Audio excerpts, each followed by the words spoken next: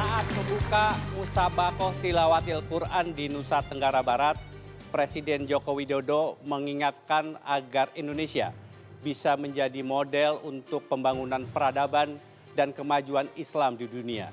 Berbicara soal peradaban dan kemajuan, tentunya termasuk di dalamnya adalah bagaimana membangun perekonomian.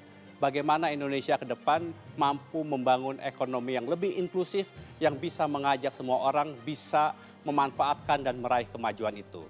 Forum Ekonomi Islam Dunia yang akan berlangsung mulai Selasa sampai Kamis tentunya merupakan salah satu yang bisa dijadikan pintu masuk bagaimana kita membangun peradaban dan kemajuan itu. Sejauh mana kita memanfaatkan kesempatan ini bersama saya, Surya Pratomo, inilah Economic Challenges.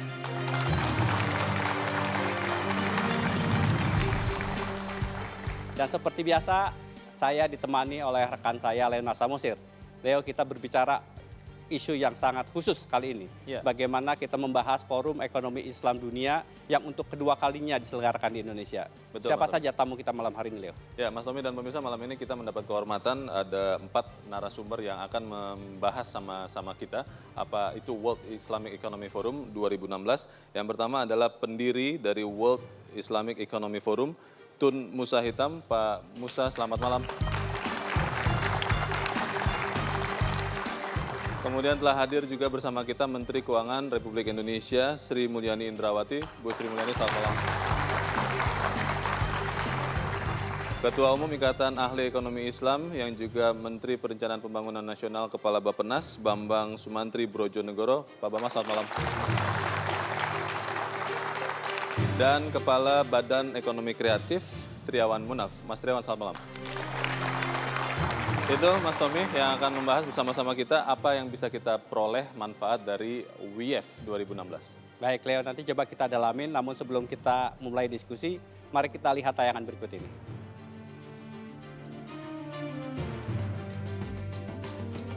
Forum Ekonomi Islam Dunia kembali digelar di Indonesia. Agenda besar pun tengah disiapkan untuk membenahi perekonomian dunia yang sedang lesu. Masa depan perekonomian dunia diyakini akan bertumbuh pada usaha berskala mikro.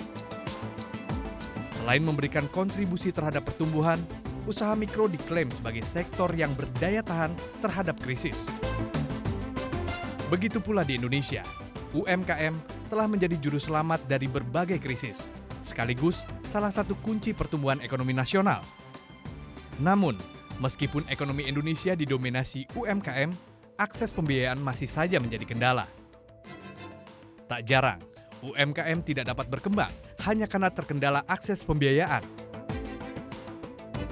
Pembiayaan UMKM melalui keuangan syariah diyakini dapat menjadi solusi bagi berkembangnya usaha berskala mikro, sekaligus masa depan bagi industri keuangan Islam. Sebagai negara dengan populasi muslim terbesar dunia, sanggupkah Indonesia memanfaatkan momentum ini? Leo, katanya pertumbuhan ekonomi negara-negara Islam itu 2 kali lebih tinggi daripada rata-rata pertumbuhan ekonomi dunia. Ya. Bahkan perekonomian di negara-negara Islam itu mencapai 2,6 triliun dolar. Seperti apa datanya, Leo? Ya, Mas Tommy dan pemirsa, World Islamic Economic Forum 2016 menjadi salah satu kesempatan penting untuk Indonesia karena data-data yang kita miliki sekarang, data ini kami peroleh dari Bank Dunia, bahwa pada tahun 2030 dunia akan membutuhkan 600 juta lapangan pekerjaan. Ini termasuk Indonesia di dalamnya tentunya di tahun 2030. Kalau kita melihat lebih dari 95% perusahaan di seluruh dunia saat ini adalah usaha kecil dan menengah atau UKM. Kalau kita melihat fakta ini, kita melihat sebetulnya berapa besar kontribusi UMKM. Data yang masih kami peroleh dari Bank Dunia ini menunjukkan bahwa untuk negara berkembang, UMKM menyumbangkan sekitar 33% dari PDB, sementara untuk negara baju 51% PDB-nya disumbangkan oleh UMKM, dan secara global 43,5% PDB disumbangkan oleh UMKM. Dan berapa banyak UMKM memberikan lapangan pekerjaan baru, ternyata hampir 60%.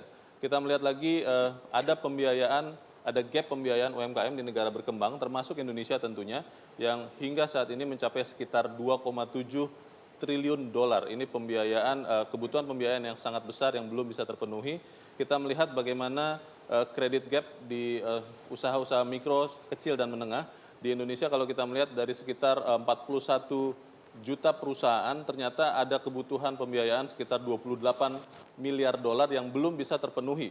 Kita melihat juga ke akses ini agak susah, sekitar 15% dari usaha kecil dan menengah di Indonesia tidak memperoleh akses ke pendanaan. Ini data yang kami peroleh dari IFC Finance Gap Database di 2011. Kita melihat apa nilai penting dari World Islamic Economic Forum 2016. Populasi muslim secara global adalah 23%, tetapi ternyata perbankan dan keuangan Islam masih kurang dari 1% aset keuangan dunia. Kalau kita melihat data-data ini, maka harusnya Indonesia bisa betul-betul memanfaatkan World Islamic Economic Forum 2016. Mas Tommy. Baik, terima kasih Leo.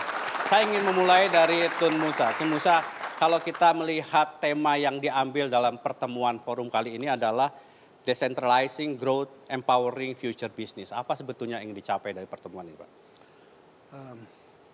Minta maaf sebagai permulaan saya ingin memberitahu di sini bahwa bahasa Indonesia saya dia punya kebolehan saya begitu rendah ya. Jadi kalau salah cakap itu tidak begitu tepat, minta maaf lah. Apa yang perlu saya sebutkan sebagai permulaan ialah bahwa World Islamic Economic Forum ini telah dimulakan wujudnya pada tahun 2005 kalau tak salah saya. Waktu itu Organization of Islamic Conference, OIC, telah menubuhkan satu division, satu bahagian yang kecil untuk mengambil berat di atas soal-soal ekonomi negara Islam. Tetapi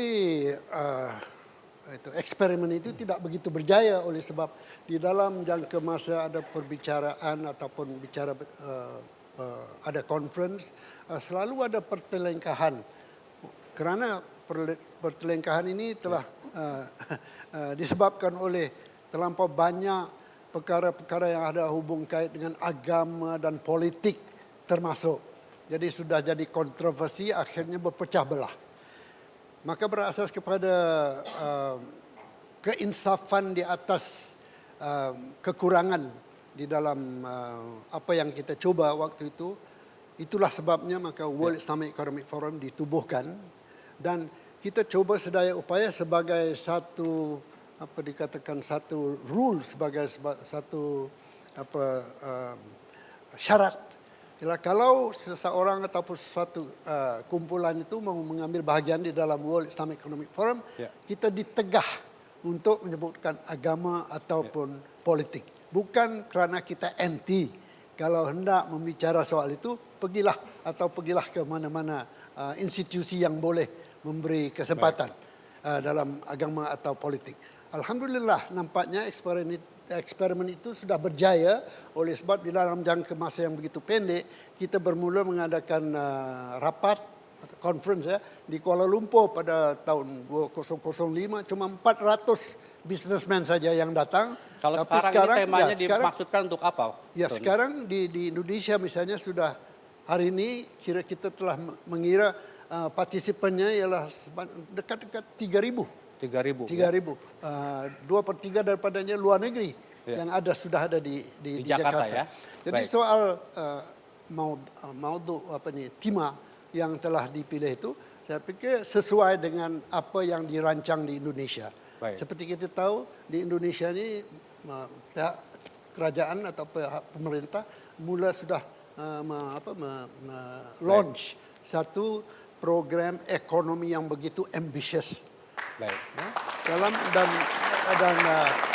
program pembangunan yang begitu ambisius telah meliputi dua perkara yang disebutkan untuk menjayakan program ini. Indonesia ini pada pendapat saya ini, saya diberitahu Indonesia mengatakan kita mesti decentralized growth dan beri peluang kepada empowering business people. Baik tuh.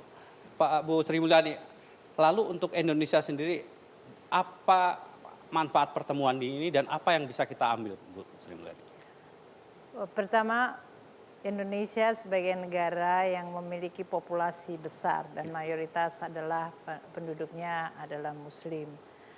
Keinginan untuk memiliki suatu instrumen yang dipercaya bisa comply atau sesuai dengan ajaran-ajaran agama dari mayoritas penduduk Indonesia itu tumbuh besar. Kalau kita lihat katakanlah industri perbankan, industri asuransi syariah, dan bahkan dari sisi pemerintah waktu kita menciptakan dari mulai saya dulu mulai menerbitkan sukuk yaitu obligasi yang merupakan bentuk surat hutang tetapi sesuai dengan persyaratan syariah, itu minatnya begitu sangat tinggi.